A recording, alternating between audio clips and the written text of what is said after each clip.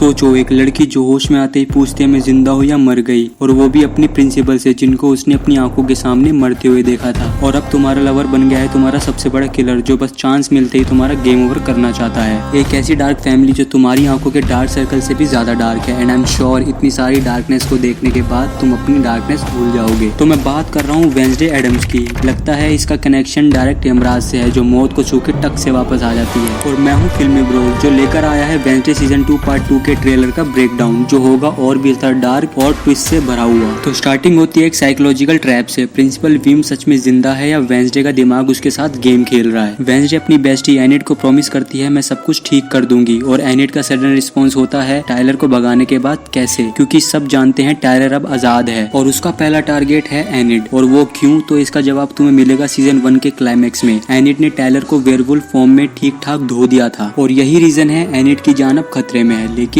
Enid की power सिर्फ new moon की रात में आती है, तो एनिड के लिए काफी जरूरी होगा टाइलर से बचे रहने के लिए। इसलिए ट्रेलर में हमें वो अपने आप को बचाते हुए दिखाई देती है।